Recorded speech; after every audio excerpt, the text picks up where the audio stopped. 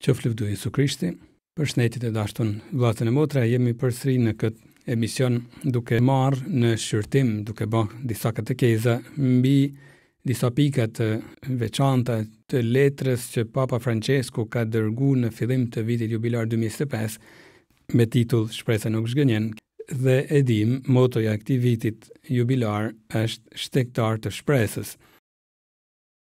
Dhe Papa në kontekstin e përmbledhjes së shenjave që mund të ngjallin shpresë, është interesante se si flet edhe për të moshuarit, e prandaj këtë emision mund ta quajmë pikërisht një emision që flet kryesisht mbi këtë moshë e cila meriton vëmendje. Thash, Papa është duke mbledh në këtë letër shenjat e shpresës. Dhe është interesant se si paraqet edhe të moshuari si shenjë shpresë, sepse nga njëherë ekziston prirja e kundërt, pra ku të shihet si një vend i pa shpresë ose me pak shpresë. Interesant, Papa e paraqet si një stinë të jetës e cila nëse kultivohet mirë dhe nëse ne i përkushtojmë vëmendjen gjallë, brenda nesh hapësira të mëdha për shpresë. Shpresë se mund të zbukurojmë jetën tonë me vlera. Po e lexojmë letrën e do ta shohim se ku dëshirojmë të dalë kjo klap e madhe që hap Papa, pra duke folur për të moshuarit. Thot letra në numrin 14. Shenja shpresë meritojnë të moshuarit, të cilët shpeshherë përjetojnë vetminë dhe ndjenjen e braktisjes. Të vlerësosh thesarin që ata janë. Më pëlqen kjo gjetje e Papës, pra, i thon thesarin që ata janë, jo thesarin që kanë, por janë thesar. Të vlerësosh edhe përvojën e tyre jetësore. Dhe ne e dim shumë mirë sa e rëndësishme është përvoja në jetë. Nuk mjafton të lexosh libra, por përvoja e jetës është një libër vërtet i çmueshëm. Vazhdon Papa, të vlerësosh edhe urtinë që bartin dhe kontributin që mund të japin, pra mund të jenë prap njerëz që ndihmojnë shoqërinë, është një angazhim për bashkësinë e krishterë dhe për shoqërinë civile, të cilat thirren për të punuar së bashku për aleancën midis breznive, pra një aleancë, një marrëveshje midis breznive. Një mendim të veçantë u drejtoi gjyshërve dhe gjysheve, të cilët përfaqësojnë përçimin e fesë dhe të urtisë së jetës tek brezat e rinj, qofshin të mbështetur nga mirënjohja e fëmijëve të tyre dhe nga dashuria nipërve të tyre, të cilët gjejnë tek ata rrënjët e tyre mirëkuptimin dhe inkurajimin.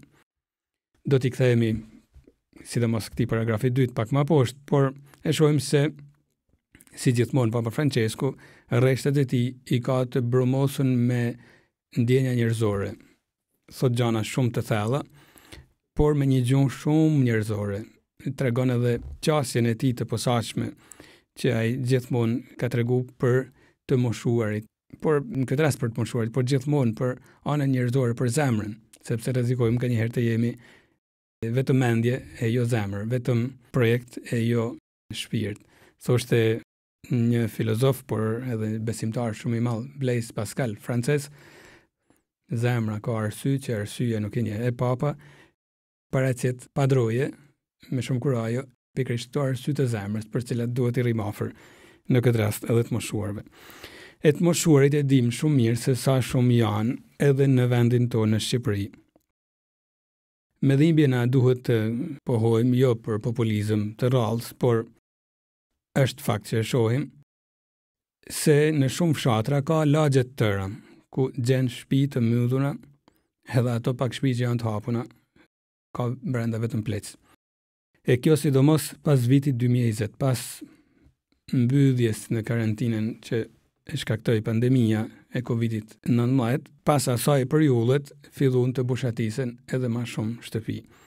E si më shtohen nganjëherë me qëllim të shkojnë në vendet ndryshme, në famulli të ndryshme, në qytet edhe kjo vjet re, por më pak, por në përfshatra është e frikshme të shohësh ndjenjen e boshllëkut që përshkon fshatin, e gati si fshatra fantazëm, që përshkon edhe kur sheh ndonjë fëmijë duket se është një rast i veçantë. Ka fëmijë, por e theksoj në krahasim me sa kishte ndoshta 10 vite më parë, 15 vite më parë.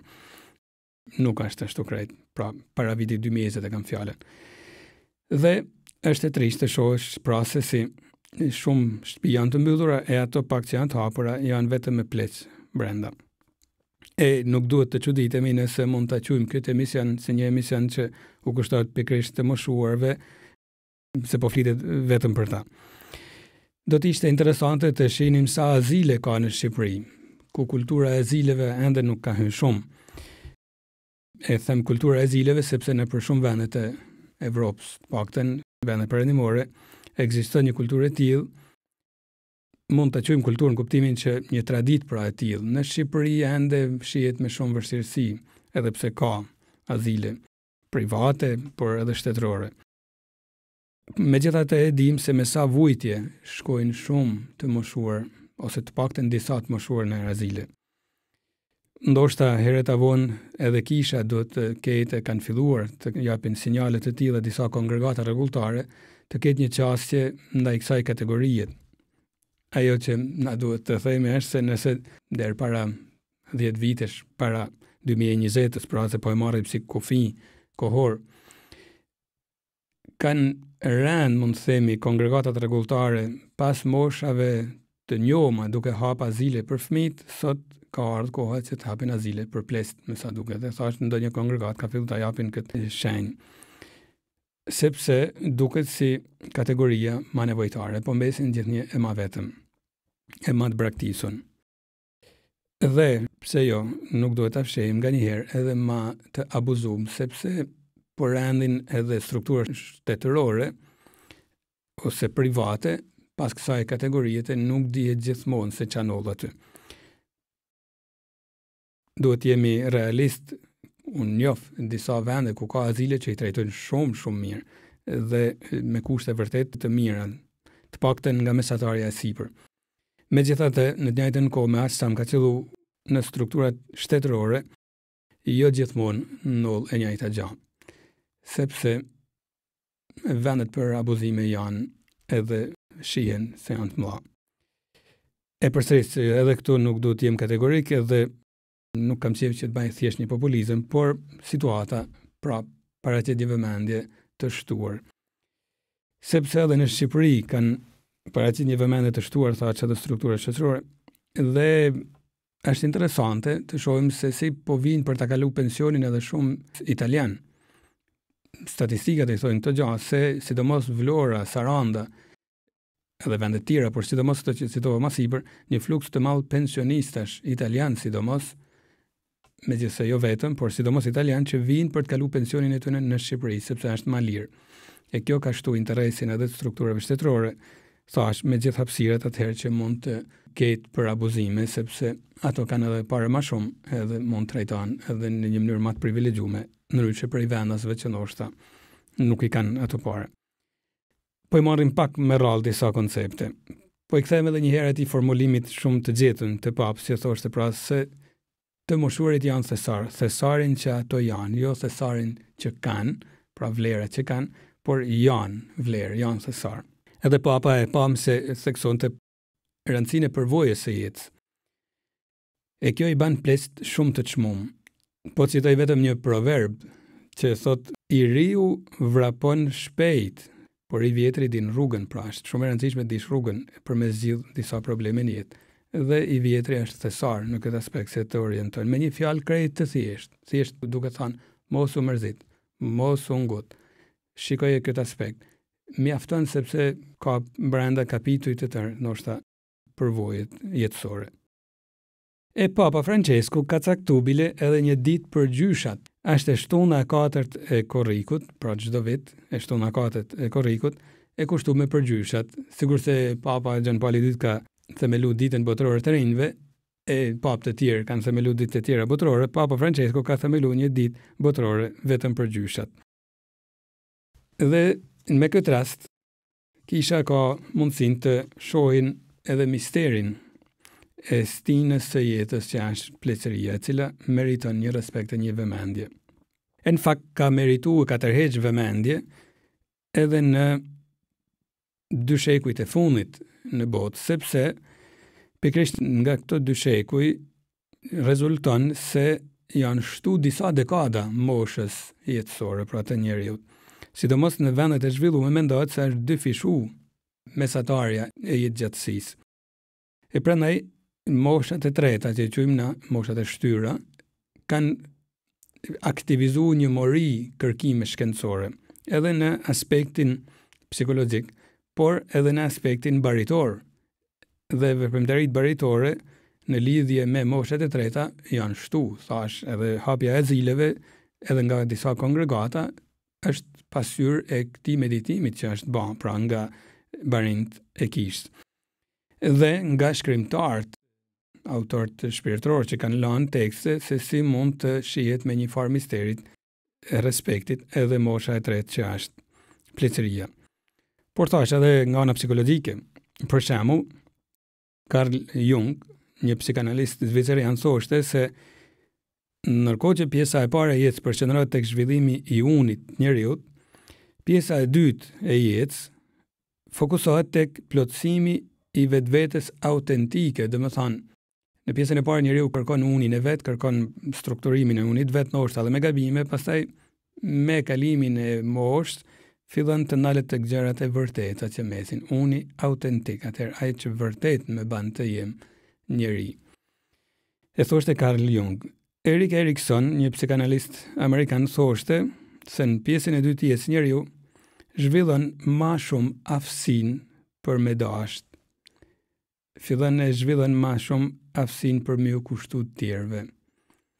Amësia dhe atësia këtu sikur e brumosin më shumë këtë stinj të jetës dhe njeriu dëshiron të lanë diçka për brezat, pra, e sidomos të lanë dashni, të lanë vlerë. Dhe njeriu e sheh thotë pleqërinë si thirrje për t'i lanë jetës plotësi.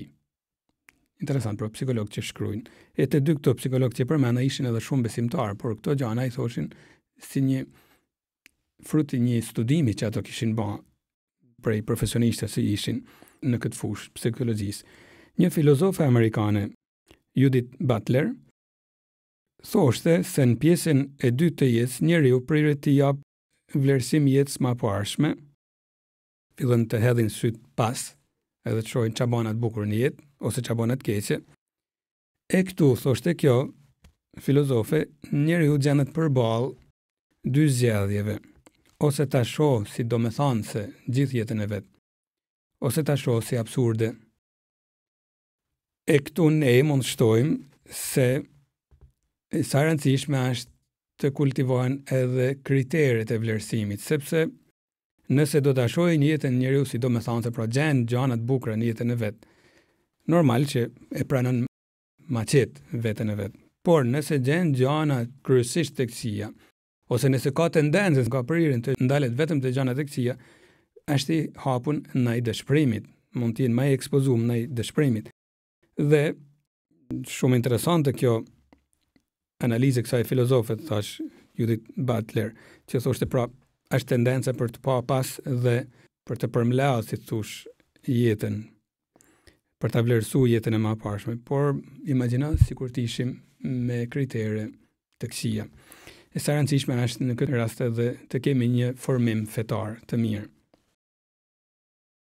Një formim shpirtëror qysh në fëmijëni nuk është pa vend.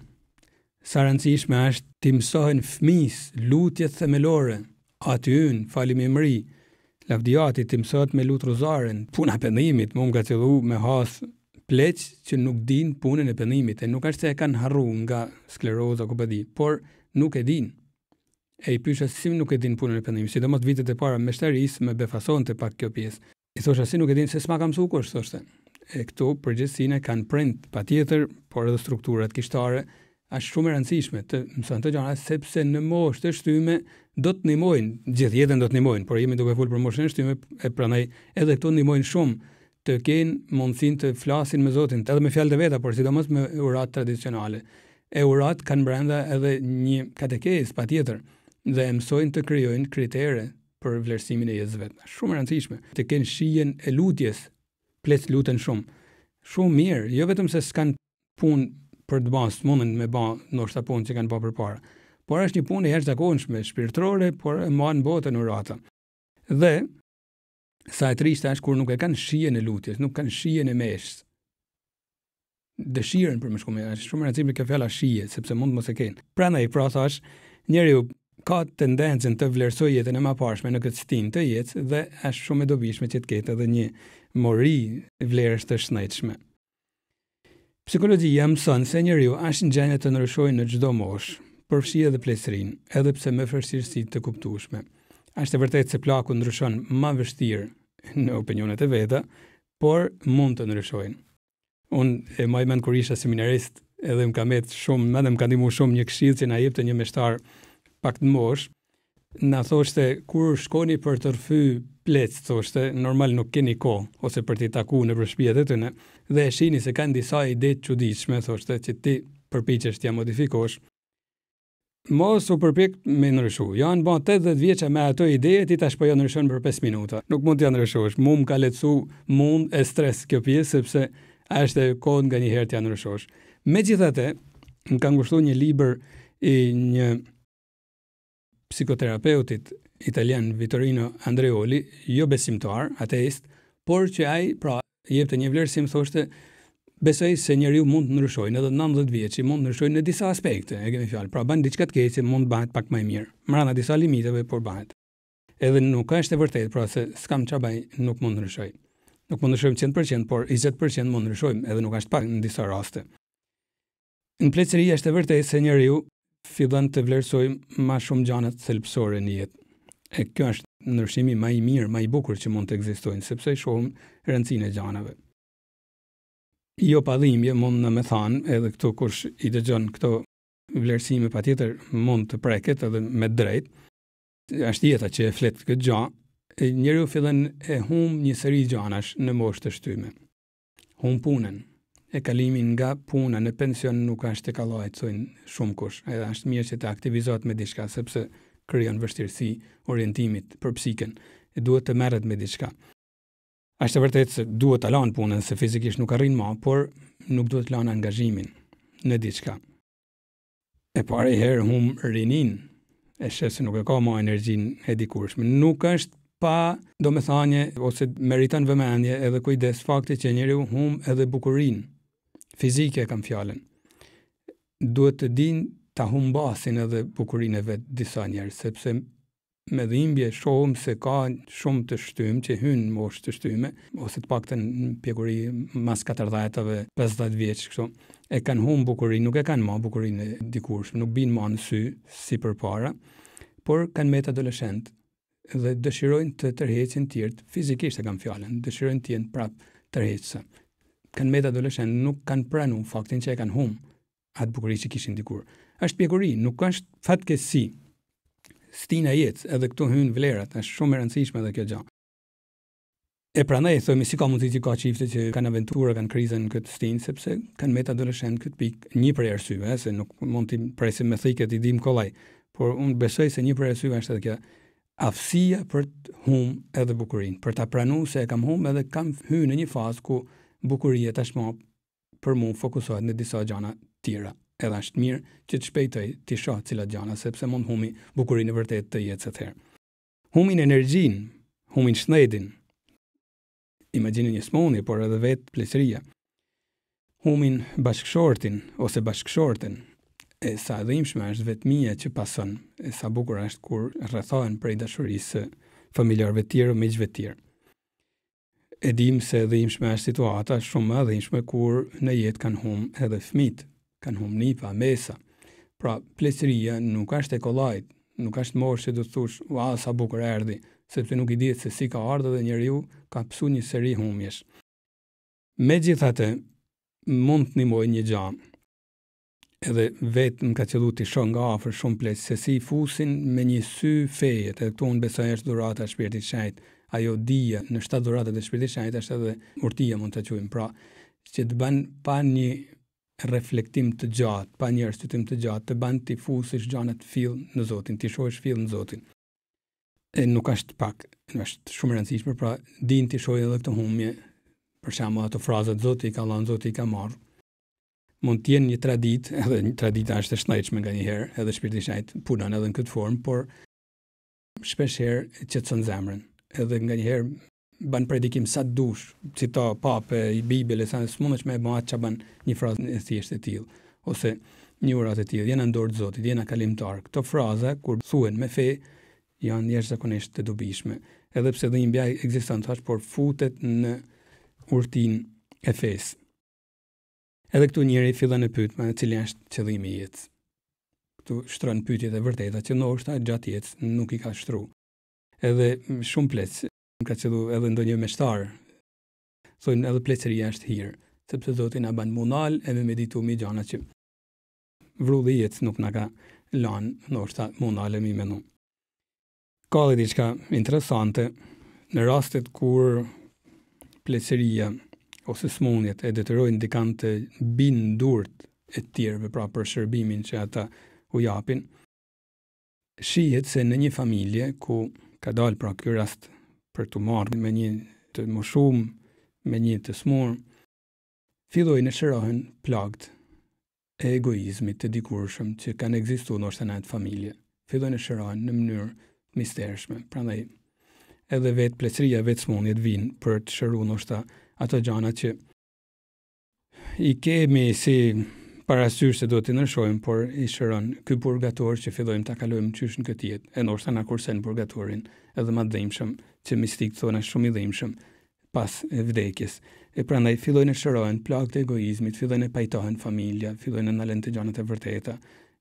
Plaku e shef se fëmijët e vet nuk janë as pa kujdesshëm sa ka kujtuar deri tani, ose vetë fëmia shohin se plaku i tyre plaka aty nuk është krejt ashtu egoiste sa ka mendu. E gjitha këto gjana, pra, shohin gjanat e jetës. Po thosha, pra, nëse ka një formim shpirtëror, mund të shihet si një pasuri vërtet e madhe edhe sheshon plagët e jetës i ngjall egoizmi. Sidomos ban të shihet se ekziston një zgjidhje patësore e problemeve, që si se pas kam mendu përpara. Ekziston edhe forca lutjes. Pra, plaku që lutet, plaka që lutet, që Zoti t'i zgjidhin probleme, e sheh se Zoti e vërtet e vend dorën e vet. Mi disa gjana që si që nga mlut përpara, që të ndodhin. E mësojnë brezat e ri, mund mësojnë. Njeriu këtu shtohet më shumë edhe në lutje, thash, plest luten, jo thjesht se s'kan çabajnë, unë vetja u porosis disave, thuj urat, thuj ruzarin, me Radio Marin, shumë bukur, mrekulli, një mjet i jashtëzakonshëm, me forma të ndryshme, shif meshën çdo ditë kur është mundësia në televizion e gjitha. Pra, jo se s'ke thjesht çka ban, por mëson vlerën e lutjes, forcën e lutjes. E në pleqëri atëherë shohim edhe vlerën e mirënjohjes për gjanat e përditshme, gjanat e vogla. Shohim sidomos se sa i madh është ndryshimi mes veprimit dhe qenjes. Çfarë do të thonë? Ti e shef se në jetë nuk vlen edhe as çfarë bën ti, por kush jeti. Ndryshimi mes të jesh e të bash. Jo dhe as çfarë bën, unë kam bën këtë, po kush je ti? Çfarë vlerash ke, çfarë tipi ti je, çfarë karakteri ti je? Sepse vërtet mund bëjnë shumë për familjen dikush, por i shkatron me karakterin e vet. Dhe duhet të punojnë pak për një irritim, për një ambicie, për një egoizëm, për një pangopsi pare, shkon e shkatron gjanat më të bukura në jetë. Pra nuk vlen fort çfarë bën, por kush je. Edhe prandaj në pleqëri është një fazë ku njeriu detyrohet të shohë këto gjana. Edhe përpiqet ta përmbledhin pra jetën e vet, ta rishqyrtojnë jetën e vet, ta riformatojnë, do të kishin thënë ato që dinë gjuhën e kompjuterave, pra të riprogramojnë jetën e vet edhe t'i japin një kuptim. Sidomos mësojnë ta shohin historinë e vet, plest si histori shëlbimit. Çfarë do të thonë? Zoti ka vepruar në historinë e shëlbimit. Bibla është plot me histori, pra, historia e shëlbimit, ku Zoti ndërhyn. Edhe ato mësojnë ta shohin jetën e tyre si një vend ku Zoti ka ndërhyr her pas here, ka ndërhyr fuqishëm. Disa raste më pak e dukshme, disa raste më shumë e dukshme, por Zoti ka ndërhyr. Edhe plaka me gjitha vështirësitë e gabimet e mëkatet e veta, nëse ruan fen, mundet me thënë, historia ime ishte histori shëlbimit. Si në Bibël, është plot me shenjtë të cilë kanë pas 1000 vështirësi, jo vështirësi vetëm që jashtë këto bota, por edhe vetë karakterit tyre, e Zoti nuk është tërheqës. Zoti ka qenë aty. Edhe sidomos kjo është ngushëlluese. Ta shohin historinë e jetës vetë si një histori shëlbimit. Që po shkon drejt fundit, edhe përgatitet të vdes, por nuk është pak as kjo gjë. Për mendimin tim, është e shnetshme që një shtëpi të ketë edhe plec. Është e shnetshme, kam fjalën nga ana shpirtërore edhe për nipet e mesat. Patjetër edhe për mitet e tyre që janë moshë matritën, por për nipet e mesat që të shohin se si duhet përgatiten edhe për fundin e jetës tyre. sepse rrezikojnë të mos e mendojnë, e dinë se do të vdesin, por nuk e mendojnë, e shohin. Kur të vinë rralla aty të plaken e të afrohen deri vdekjes, do të kujtojnë si e përballonën gjyshat e mi vdekjen, çka kanë thënë, si lutesh, çka i gëzonte, çka i trishtonte, pra fillojnë edhe ecin drejt vdekjes me shpirt feje, sidomos kur kanë pleq që kanë ecë me shpirt feje dhe vdekjes, është një leksion i jashtëzakonshëm që nuk do të lexojnë më mirë në asnjë libër. Prandaj thash, është e shnetshme që të kenë edhe pleq e plaka, nuk është e mirë që të mësojnë nipat e mesat të refuzojnë pleqt. E para sepse instinktivisht fëmija priren t'i dojnë gjyshat, por edhe për këtë arsye nuk është e shnetshme të mësojnë t'i refuzojnë, sepse po mësojnë të refuzojnë realitetin e jetës, që është edhe i përbam nga pleqëria, edhe patjetër nga vdekja. Për të shku drejt vdekjes, patjetër ndihmojnë shumë sakramentet, edhe në momentin e vështirë të kalimit, edhe sakramenti i vajimit, që mund të marrët disa herë, sepse njeriu mund të smuret për vdekje, jepet vajimi, shërohet, edhe pas një viti mund të jepet prapë, nuk është se nuk mund të jepet. Por gjitha këto i tham për të luftuar konceptin e përhapur, sidomos në epokën tonë, ku praktika e eutanazisë quhet vdekja e mirë, pra ti shkon tek mjeku edhe me një injeksion, me një shëring të çon drejt vdekjes, të fut në gjumë edhe vdes. Por gjoja quhet vdekja e mirë, kam të drejtë ta zgjidh një lloj vdekje të tillë. Jo, nuk është ashtu. Sepse po e bajnë edhe kjo është e trisht, po e bajnë edhe adoleshentët, i mbrojnë edhe ligjin disa vendesh të mërshme, po e bajnë të rit për arsye shumë maqesharake të zgjidhshme, probleme që zgjidhen lehtë dhe nëse hapet mundësia për një gjatë tillë është të mërshme të mos shohim Krishtin e ringjallur edhe në kryqet e jetës. Edhe pleqëria është si kryq, por përballohet me Krishtin e ringjallur. Edhe kështu, nëse futet edhe pleqëria pra në misterin e vdekjes e ngjalljes Krishtit, atëherë merr një dritë jashtëzakonshme. E prandaj luftohet ai koncepti më i çuditshëm e djallësor i eutanazisë, që përpiqen disa ta sjellin si një flamur fitore për drejtat e njeriu. Nuk është e vërtetë. Është e drejtë që njeriu të zhytet në misterin e Krishtit, edhe vetëm aty e zgjidh. I jep dritë edhe në këtë rast pleqërisë. Në gjithë këtë proces, patjetër ndihmon shumë edhe përkrahja e dashnia e fëmijëve, nipave, mesave, si thamë, pra, e të afërmve, patjetër kena nevojë për dashninë e tjerëve, sidomos këtu e shohim sa shumë kena nevojë. Sa shumë kanë nevojë, e theksoj edhe një herë, nipet e mesat të shohin mënyrën se si i trajton gjyshat e tyre, prindit tyre. Aty në prind që pak si në shkujdesun i trajtojnë keq prindët vet, pleqt pra. E vetëm këshilli që më vjen tu jap, tu ju nis nga Bibla, por edhe nga pak përvojë që na mëson jeta. Kujdes, sepse fëmia jot e vetmja fotografi që ka në mend është mënyra se si ti po sillesh ndaj plakut, ndaj plakës. Edhe nuk ka foto tjetër kaq afër, nëse ti je arrogant, i padrejt. Megjithë ndoshta përpjekjen për ta edukuar dhe plakun për të folën një herë ngrinzanin, por mungon respekti, e thith fëmia se mungon respekti, e vetmja fotografi që ka në mend është ajo. Dhe kur të vinë rralla për të marrë me ty, detyrimisht fëmia do të jetë i kush zoom, të merrësisht shumë për kësaj fotografie. Edhe ty do të trajtoj njësoj, nuk është hakmarrje. Sigurt ishte hakmarrje, keq punon. Sepse e din se fëmia po vepron për një gjë të padrejtë. Por fëmia në atë rast nuk e quhen asgjë të padrejtë, është e vetmja foto që ka në mend se si duhet trajtu plaku. Dhe i duket se po bën gjë më të natyrshme në këtë botë. Prandaj duhet shumë kujdes sepse rrezikon ta shkatrojnë fëmin. Plaku të shqetëson, plaku përsëri gjithmonë njëjta gjëra, i ka mohabete të gjata, plaku bëhet si fëmia, e themi sa herë, gjitha të vërteta.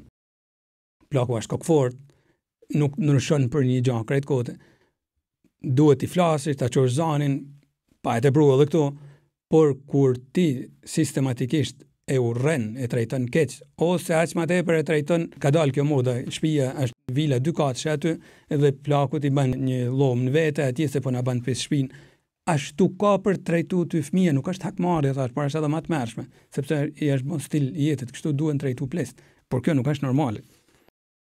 Prandaj duhet krijohet aleanca midis breznive, thoshte Papa. Aleancë, të dihet me kriju një aleancë, unë po të ndihmoj sepse do të vinë rralla që dikur do të ndihmojnë mua, e po mësoj çysh tani se si do të ndihmojnë. Papa Francesku e pa me shkruante këto, një mendim të veçantë dua drejtë gjysheve që përfaqësojnë përçimin e fesë, përçojnë edhe fenë, thotë, përçojnë urtinë e jetës të brezat e rinj. edhe thot qofshin të mbështetën nga mirënjohja e fëmijëve tëne. Është e bukur thot që të krijohet një aleancë thot mirënjohjet ndaj tyne. Na kanë rrit plaku i keq i mirë ka pru deri aty. Me gjithë vështirësitë, kishte ditë e para mos me dash hiç me artin në këtë botë. E dyta, kishte ditë me të abortu. Kishte ditë me të rritë shtëpi të fëmisë. Kishte ditë mos me dhanë me hangër. 1000 zezat mund të kishte bën. Nuk ti ka bën. Jo po është tipi i vështirë. Tipi i vështirë, por je aty sot në fal atij tipit të vështirë. Je gjallë edhe ke pas mundsinë mu vesh me hangër, me piqe nuk është pak, edhe ndoshta edhe shumë më shumë gjëra të tjera në jetë. Mu shkolluar me gjetë një zanate gjitha. Ai plak i vështirë pra, ajo plak e vështirë. Kujdes. E përsërisim janë gjitha të vërteta nganjëherë ato që tham se plesti kanë disa gjëra, por edhe prandaj Zoti lidh dhe bekimin sepse ti je aty vetëm saj të vullnetit ti, pra vullneti i Zotit që ka lënë nëpërmjet vullnetit të prindit dhe të punës së tij që me gjithë karakterin e vështirë që ka, gjithsesi e ka bërë kërcëtet. Prandaj duhet mirënjohja. E pyetën një herë Aristotelin, filozofi i famshëm i shekullit 4, cila është gjëja që plaket më shpejt. Edhe ai fillu për diç mirënjohja. Plaket fill, sa të rritën fëmia, kena ardhur këtu me forcat tona. Është qesharake kjo frazë, që themi ne, kemi ardhur këtu me forcat tona. Një qinj sa po lind për 2 orë çohet në kam. Njeriu don një vit e kusur për më mësu me ecë. Edhe një vit tjetër më mësu me fol. 25 vjeç, po themi, marrën masterin e fillon e del në jetë. Edhe ti thu ka marrë me forcat e mia. Kush ti ka dhënë parat për mua si mu? Pra, kujdes. Mirënjohja është detyrë sepse ka hek keq ai prind shumë për me të punu deri aty. E dashnia e nipave i ngroh prind, bile. Dashnia e nipave është e vetmja gjë që gjyshat i kënaqet edhe gati i bën me thënë tash mund vdes edhe në paqe sepse çe laç dashni mrapa. Ky fëmijë ka me jetu me dashninë teme, edhe e shet dashninë sinqertë të nipave të mesave. Është shumë e rëndësishme. Plus që nipat e mesat e dinë se ku i kanë rrajt e tyne. I kanë rrajt tek një ato njerëz. Janë pasardhës të isaj breznijet. Ndihmon shumë psikologjikisht me e ditë se prej ka marrë. Edhe i nxit atëherën të kultivojnë edhe vlerat që paraardhësit e mi kanë pas. Po i kthehemi edhe një herë anës shpirtërore të pleqërisë, sepse është një hir. E thash është një hir sepse shpirti i shenjtë nuk tërhiqet as në pleqëri. Është një psalm që thot, psalmi 92. I drejti lulëzon si palma, rritet por si cedri i Libanit, të mbjell në shtëpinë e Jakobit, lulëzojnë banesat e hyjit ton, të drejtit japin fruta edhe në pleqëri. Janë të kërthëndes dhe plot shëndet për të shpallur se Zoti është i drejtë. Pra japin fruta edhe në pleqëri. Kush është i drejtë? I drejti pra është ai që jeton në drejtësinë e Zotit, pra kjo është koncepti. E Zoti nuk e braktis njeriu as në pleqëri. Isaia profet në kapitullin 46 thot: deri që të plakeni, pra është Zoti që flet përmes Isaias, deri që të plakeni, unë s'do të ndroj. Do t'ju mbart deri që të thitheni. Pra unë nuk ndryshoj, thot Zoti. Edhe kur ju të thitheni, pra të jeni të brisht, unë nuk ndroj, unë jam me ju. E Shën Agostini, kur ishte i moshum në lidhje me vdekjen, pra si do të përballoj çastin e vdekjes, ai ishte i moshum dhe thoshte: ai që më ka ndihmuar të vi deri këtu, pra në pleqëri, do të ndihmojnë ta kaloj edhe atë tek vështirë që është vdekja. Pra, bëhet si garanci fakti që jam në pleqëri dhe vazhdoj të jem në hir të Zotit, bëhet garanci se do të ndihmojnë Zoti në forma që i din veçaj me kaluar dhe shtekun e vështirë të vdekjes. Në beslidhjen e re, Krishti mëson se vlera e njeriu nuk rresht pastaj me vdekjen, por ngalljen me vdekjen përmes jetës që është Krishti i ringjallur, është garancia pra që kalon përmes vdekjes edhe ngalljen. Megjithatë, Krishti i ringjallur i pranishëm në jetën e besimtarit bën që besimtari nganjëherë në pleqëri të bëjnë gjanat më të bukura që ka mujt me bëna herë në jetë. Shembulli tipik mund të themi është shembulli i Shën Pietrit kur takon Krishtin e ringjallur dhe e dini atë pjesën ku i thot 3 herë më don ti 3 herë Shën Pietri thot ti e din se të du. Edhe në fund Krishti i ringjallur i thot: kur ti ishe më i ri, ngjeshi vetveten dhe shkoje ka doje, por se kur të plakesh do t'i hapësh durt, e një tjetër do të ngjesh e do të çojë ku ti nuk dëshiron. Shën Gjoni Fill komenton: i tha këto fjalë për t'i lajmëruar se me vdekje do të lavdëronte hyjin. Pra do ta lavdëronte hyjin në formën më të lartë, pikërisht nëpërmjet vdekjes në kryq. E dim pra do t'i hapësh durt, e dim se Shën Pietri vdes në kryq, por bile kërkon që kryqin t'ia kthejnë për smrapshtit dhe në moshë të shtyme, pra, kur të plakesh të kundër vullnetit tanë, por në atë moshë do të kesh rast për të bërë një gjë, më të madhe gjë që do të mrish me bërë në dëshminë në imejet. Jo ma pak janë të bukur shemujt që sjell Shën Luka në Ungjillin e tij, Simoni plak dhe Ana profetesh në fillim të Ungjillit të Shën Lukës, që e di marrin Krishtin foshnjën në dur dhe fillojnë të flasin. Gjithë jetën e kishin kaluar të ndriçuar për fjalën e Zotit e për jurat të dy pleq, fillojnë të flasin atëherë kur kanë Krishtin në durët e tyre. E Simoni plak e dim se thot atë frazën e famshme, tani o Zot mund të lejosh të vdes shërptorit në paqe, sikur se thet i vet. Pra, pleqërinë e tij tashmë është të plotësuar sepse kam Krishtin në durët e mia. Edhe këtë lutje, këtë këngë ungjillore është interesant se kisha e lut në pasmërmësore, pra në fund të ditës.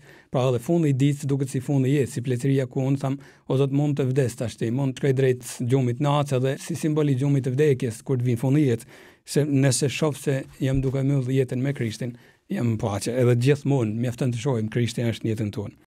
E keni kuptuar se kemi hyrë në Bibël dhe është më vend këtu të kujtojmë një detaj shumë interesant, shumë bukur. Më duket është i vetmi rresht ku Zoti paraqitet si një plak. Është te Danieli profet, ku Zoti përshkruhet si i tejet lashti. Zoti është jashtë kohës, e dim konceptin filozofik e teologjik. Pra, nuk mund të themi sa vjeç është Zoti, është jashtë kohës. Por tu paraqitet si i tejet lashti. Është kapitulli 7 i Danielit profet, rreshti i 9 thot: "Vrojtoja dhe ja ushtruan fronet dhe i tejet lashti ndenj, petku i tij i bardh por si bora, flokë të kokës së tij por si leshi i pastër, froni i tij por si flaka e zjarrit, rrotat e tij zjarr i ndezur flak." Është ky imazhi që zakonisht kemi për hyn atë, si një plak me mjekër të bardhë, të madhe, me flokë të bardhë, të lshum. Pra, besoj se frymëzohet për këtij imazhi të Danielit profet. Por tregon pasurinë e urtisë, pra i tejet lashti, pra ka një përvojë shumë të madhe se si mund na shëndrojnë. Edhe prandaj Zoti është gjithmonë efikas, din se si më na shëru, më na shëndru.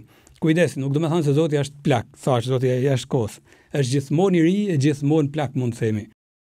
Shën Agostini prapë po citojmë, ka thënë këtë frazë shumë të famshme. I thoshte Zotit: "O bukuri, kaq e lashtë dhe kaq e re." I thotë Zotit bukuri, pra kaq e lashtë dhe kaq e re, je gjithmonë i ri, thotë, sikurse je njëkohësisht edhe gjithmonë i lashtë, gjithmonë me përvojë të pamas. Prandaj pleqëria, mund të themi, është pasi moshë e ndërume. Edhe thinjat janë kurnore lavdijet. Nuk po them unë, thot libri i fjalëve të urta, te kapitulli 16 rreshti 31 thot: "Flokët e zbardhur janë kuror lavdije." Edhe patriarkët e profet paraqiteshin të lom kur vdisnin në mos të shtyme, të ngopur me vite, thot shpeshherë Bibla. Pra, është kunor kur arrin të kesh një pleqëri të tillë, pra të mbyllun plot bekime. Edhe libri i Siracidit thot diçka shumë interesante, thot: "Është dëshira e çdo njeriu që të jetojë gjatë. Megjithse kush jeton në mirëme nuk don me jetu gjatë, thot, ku më marr me vdek shpejt." Është kapitulli 41 i Siracidit që thot: "O vdekje, sa i hidhur është mendimi mbi ty për njeriu që jeton i lumtur." Pra kush e i lumtur, thot, vdekja e turbullon. Që jeton i lumtur mes pasurisë së vet, për njeriu e paqët, që gjithçka i shkon për së mbari dhe ende ka fuqi të shijojë të mirën. Por thot edhe këtë në rreshtin e tretë: "O vdekje, vendimi yt është i mirë se ardhur për nevojtarin e për njeriu e mbetur, për plakun e shkrirë që don gjithçka të dinë, që e humbi shpresën, që e bori duresën." Pra, jemi në mes dy ekstremeve, thot Siracidi. Kur jemi të lumtur, vdekja na trishton. Kur jemi mirë, ka njerëz që thonë vdekja është kapakarit, pra e thonë nganjëherë pleqton. Megjithatë, Siracidi vet jep këtë këshill shumë të bukur, sikur e mbledh veten, thot: "Mos e druj ligjin e vdekjes, thot. Kujtoj ata që qenë para teje, edhe ata që do të vinë pas teje. Kjo është ligji i Zotit për çdo gjallëes, e pse ti kundërshtosh vullnetit e teje të lartit." Pra, kujdes, është ligj sot e do të kenë në urti, thot, edhe dashnia për teje të lartin të bën mi besu edhe urtisë së tij, edhe në lidhje me këtë ligj që është njësoj për gjithë. E shqyrë që është njësoj për gjithë, sepse ne njerëzit pa e pas shpika la, nuk besoj se do shpiket, i laçi pa vdekësisë, po ham njëri tjetrin. Imagjino sikur të shpiket nakon për të jetuar për gjithmonë, atëherë do të bëhet edhe mazinami. Por është ligj që me sa duket ka një urtit vetën që Zoti e ka leju pas mëkatit të rrallshëm, është dashur që ne të kalojmë nëpër vdekje. Edhe prandaj thot mos ke frikë ligjin e vdekjes, thot Siracidi. Tu jemi në kontekstin duke fol për moshën e shtymet që nuk ka pse të ketë frikë ndaj vdekjes dhe të shkojnë drejt saj me fe, por patjetër i ndihmum edhe prej dashurisë së tjerëve, siç e tham më sipër.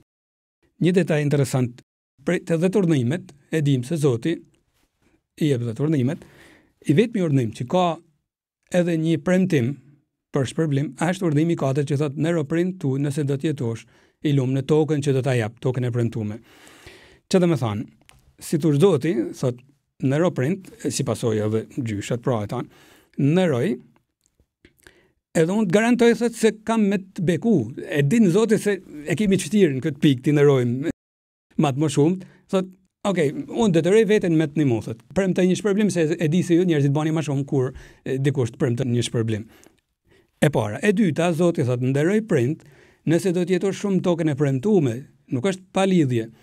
Zoti do të jepte tokën e premtuar. Prind çfarë do të bëjnë? Do t'i tregojnë brezave që të vinë punë që Zoti kishte bënë, ka dhënë tokën, nuk ka dhënë edhe ligjin se urtin pra si me jetu në tokë. Nëse do të shkëputet lidhja me prindin, me brezat, shkëputet edhe lidhja me traditën e Zotit. Edhe rreziku është vërtet kolosal, sepse s'do të dini me jetu, do të bëni katastrofë, do të filloni me bë luftë, do të filloni me marrë me njëri tjetrin.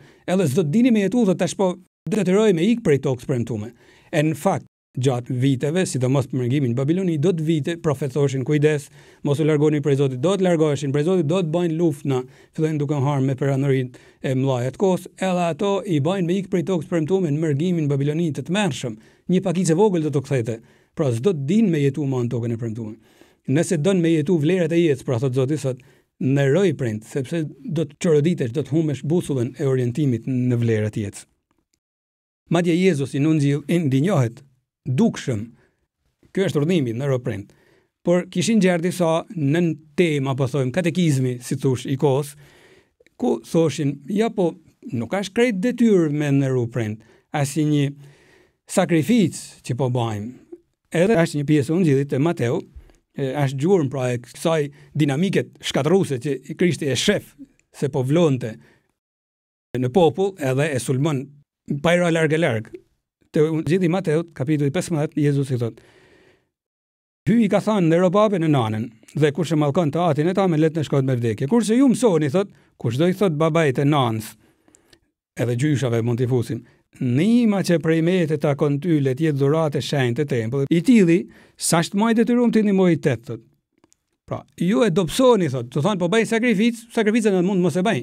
Jo, në rimin unë duhet ta bëj, është detyrë, thot. Sakrificën, lene, nuk është rasti për sakrificë, është detyrë dhe pikë. Kështu, thot, ju e shlyt fjalën e hyjit në emën të mësimit tuaj, thot. Shtira cak përfundon Krishti. Është një fjalë që kam bani dikon shumë e bukur. Kur baba ndihmon djalin, kërkosh se merr vesh. Kur djali ndihmon babën, tan katunë e merr vesh, sepse fillojnë të thanë se ose sakrificën baba i kanë ples të shtëpia. Jemi në ato nivele pra. Prandaj Krishti e sulmon këtë hipokrizi që fshihet pas. Nuk është çështje sakrificët. Don maturinë vet, patjetër, e përsërisim, por është çështje detyre edhe pasuribile. E Jezusi merr mbrojtje të moshumt. E nuk duhen praktikë. I moshumi me gjithë limitet njerëzore që ka, është krijes, nuk është krijuesi, Zoti është i pa limit. I moshumi gjithsesi ka autoritet në bashkësi. Dhe e dim se në Bibël ai vjen kryet vendit. Bile Mojsiut kur Zoti i shfaqet te Kaçuba, zjarrt aty në fillim të misionit, Mojsiut i thot, shko thot, bashkoj plestë e Izraelit edhe thuju Zoti më ka dërguar etj. Pra plestë, s'ke nevojë me mbledh gjithë Izraelin, vetëm kryetarët e familjeve.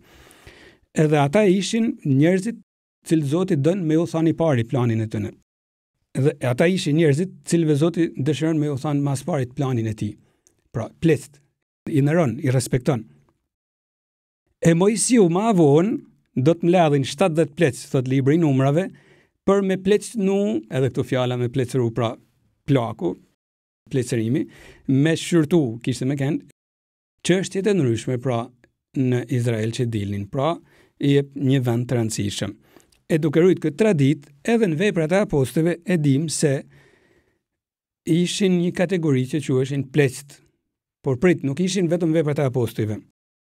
Ishin edhe jetën e Krishtit, po i shohim pak më parë, por apostët ç'a bojnë? E mojnë këtë kategori e vazhdojnë ta quajnë pleqt, Dhe ne shkojmë për shembull kur kishin çështje të rëndësishme, ata që e shqyrtonin rëndësinë e një çështje ishin apostujt, edhe kjo kategori të quajtur plec.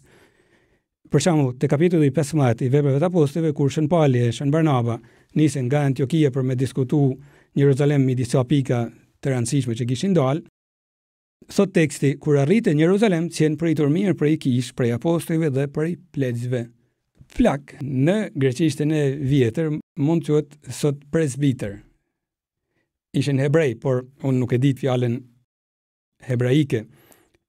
Por dim se shkrimi i shenjtë në Besledhjen e Re është shkruar në greqisht dhe fjala që përkthen fjalën plak është presbiter. Presbiter është termi që është rrit për të thënë priftin. Unë jam një presbiter praktikisht. Tamam, ky është termi i saktë. Pastaj i peshvi është episkopos, pra një term tjetër. Pra, është pasqyrë kësaj tradite, nuk ishte vetëm mosha pra që vlerësoj, por edhe urtia e fesë, njerëz që janë të rrënjosur në fe dhe u merrshin për me shqyrtu gjanat e fesë në traditën e Izraelit. Këtë gjë kisha e merr dhe e ban vetën 100%. Normal duke e zhyt misterinë e Krishtit dhe ku në të ringjallën. Pra, e këtu e shohëm se nuk mjafton të jesh plak me mosh, mund të jesh plak edhe në mosh të re nëse lidhesh fort me Krishtin, nëse lidhesh fort me fjalën e Zotit. Se përndryshe mund të jesh edhe plak i korruptum, plak i keq, plak i vështirë, plak i rrezikshëm. Në Besledhjen e vjetër shumë i famshëm asaj rasti i Suzanës, një nuse e re që shpifin 2 pleq mita dhe vetëm ndërhymja e mrekullueshme e Zotit përmes Danielit profetit shpëton prej durve të këtyre shpifsave. Ishin pleq pra, ishin pleq që ishin futur edhe në pleqni, në grupin e pleqve që shqyrtonin çështjet e Izraelit, por të korruptuar në shpirt. Të dol me të tem tjetër. Kujdes, sepse jo gjithmonë mosha është sinonim i urtisë. Për Biblën kjo është shumë e qartë. Është një psalm që thot diçka shumë bukur. Sa shumë e dua o Zot ligjin tënd. Gjithë ditën e bluj me mend. Është një djalë i ri që po flet. Urdhri yt o Zot, më bëri më të dijshëm se armiqtë e mi, sepse gjithmonë është me mua. Jam më i dijshëm se gjithë mësuesit e mi, sepse i kujtoj urdhrimet e tua. Më i dijshëm edhe se pleq, sepse i maj urdhrimet e tua. E ma poshtat me anë të urdhrimeve të tua fitoj urtin. Pra një djalë i ri që thot jam më i dijshëm se pleq, por jo kështu nga kreneria, por se maj urdhrimet e tua. Pra urtia fjalës së Zotit që mban të mëshëm. Kujdes, fjala e Zotit nuk ka datë skadencet, që më thonë ka qenë dikur për brazat e dikurshëm. Të ndihmon të jesh më i mëshëm, ta orienton jetën, nuk është kot, ta orienton jetën, ta fut në shina. Edhe sot shohim të rinj që kanë maturinë e një plagut. Jo dha që din me filozofu shumë, por kanë kuptuar se ku duhet të mbështeten tek disa proverba të rëndësishme, tek disa vlera, e tek fjala e Zotit, që thash nuk ka datë skadencet. Ky psalmist thot, jam më i ri se shumë kushtet, po jam më i mëshëm, vetëm se mban të mëshëm fjala jote o Zot. Te libri i urtisë, kapitulli 4, është ky rresht që thot: pleqëria e ndershme nuk është vjetërsia, dhe smatet nga numri i viteve. Në të vërtetë urtia janë thinjat e njeriut. Pra, urtia është thinjat e njeriut. Dhe jeta e patmet, thot, është mosha e pleqërisë. Pra, kur je i pastër, thot, je si me kanë plak. E thash, prandaj nuk do të me ungut kur i napëm në fjalë së Zotit datë skadencet. E dini ai urdhimi që citova më sipër që thot ndero prind dash me jetu shumë për mi dhe kujdes, nuk do të thonë dash me jetu shumë si sasi vites, por ndaç me jetu shumë si dënësi jetët, që të marrësh më të mirën për jetë. Ka pas shenjtë që kanë vdek shumë të ri, por e kanë mush jetën e tyre, e kanë mush shumë, kanë jetu shumë. Dënësia jetë, se kanë fjalë, jo shumica viteve. Pra ndaç me jetu shumë për mi dhe mund ta themi në këtë kuptim pra të jetosh vërtet, të jetosh tamam me Zotin e të japësh jetës kuptim e shenjtë të ri. Thot libri i urtisë, i drejti që vdes i dënon të paullët që janë gjallë. E rinia e përsosur në pak kohë dënon pleqërinë e pambarim të mëkatarit. Shumë i bukur kjo rresht. Por kur des një i drejt, thot, i ri, ai thot, atu dënu, thot, ata pleq që janë pa drejt e janë gjallë, thot, na jena të bekum prej Zotit. Jo, thot, i drejti e thot, thonë ti i e plak e Allah nuk i kthy ka Zoti. Unë duke bë pak lojna kur kam edhe konfidencë nga një herë edhe në predikim e them, ju plesini këtu në kish, mos kujtoni se ju ka marrë Zoti se jeni më të mirë të tjerëve. Ju ka marrë ato prit kur po ktheheni, që t'ju marrin të vetja. Prandaj shpejtoni mu këtë nga Zoti. Thash kur kam pak konfidencë, por po ta mendosh, nuk është sinonim i urtisë, thjesht kalimi i viteve. Dhe nuk është sinonim i fatkeqësisë të vdesësh i ri. Me dhimbje themi sepse patjetër është mister i madh edhe këtu, por rëndësi ka sa kuptimi ke dhënë jetë, edhe ke shpejtu ta moshësh me shenjë të ri. Një gjë pra i kësnon të më shumët, ti hapen risisë që Shpirti i Shenjtë çon në jetë para tyne. Të dinë të jenë elastik, duhet edhe ples të jenë elastik ndaj asaj çka ban Zoti. Ata është e vërtetë se duhet të ruajnë traditën, por kur Zoti e shef se don me e mush traditën e jetës tane, duhet hapesh. E mos kujtosh se je Zoti traditë, se ke traditën në dorë, ti din tana. Kujdes, duhet të nëshosh. Ai që nuk është elastik e lën mrapa shoqëria, e lën mrapa vetë jeta. Edhe e lën mrapa edhe Shpirti i Shenjtë. Po marrëm një rast sa për gjithë. Krishti do t'ja çojë në ngushtë, sidomos kjo kategori pleç, kryeprefterit edhe pleç të ungjilli, që nuk do të hapen hiç në risisë që po bante Krishti para syve tyre, e justifikoheshin me idenë se po mbrojmë traditën. Thot ungjilli Mateut, kur zbardhi drita, të gjithë kryeprefterit, pleçësia, e citon pra kjo kategori, ky grup, pleçësia e popullit u mblodhën në kuvend kundër Jezusit për ta dënuar me vdekje. E lidhen e çun te Pilati. Këto që ishte dashur me kënë matë meshpit, pra sinonimi mençurisë. E te Pilati, Krishti i thot Pilatit këtë frazë, ai njeri që më solli te ti, thot, ka mëkat më të madh. E thot goja e birit Zotit. Pra, Pilati kishte mëkatin e vet, por Pilati shihet se kishte pak skrupuj, do të me liru. Këto njerëz që ishin sinonimi mençurisë, sinonimi fesë, pleqëria, pra kryeprefterin të pleq, nuk kishin skrupuj as pak, dhe prandaj Krishti thot ka mëkat më të madh, sepse nuk duan të jenë të lakushëm përballë asaj që Zoti po bën. E këto vetë do ta shashin Krishtin. E zbrit nga kryqi. Kjo kategori, kryeprefterit edhe këto plet. Pra kujdes, rrezikon vërtet që me kalimin e moshës njeriu të mos përfitojnë e të mos bëhet më i mëshëm e më i përparuar në fe. Megjithatë, pavarësisht i detajet që është për të marrë në konsideratë se është serioz, flokët e thenjur meritojnë gjithmonë respekt. Thot libri i Levitikut, ngrehun kam para flokët thenjurit, nderoje njeriu në vjetër.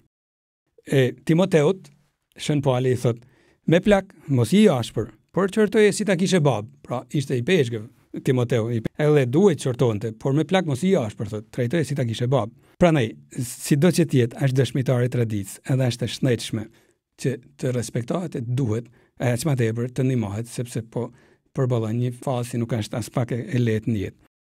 E prandaj, nuk duhet t'i harrojmë më shumë, të duhet ta falenderojmë Papa Franceskun që na e kujton këtë gjane, këtë letër tien, edhe thot se ata janë thesar, pra të vlerësojmë thesarin që ata janë.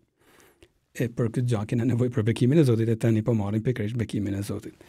Ju bekoft hyj gjithë pushtetshëm. Ati, Biri e Shpirti i Shenjtë. Amen.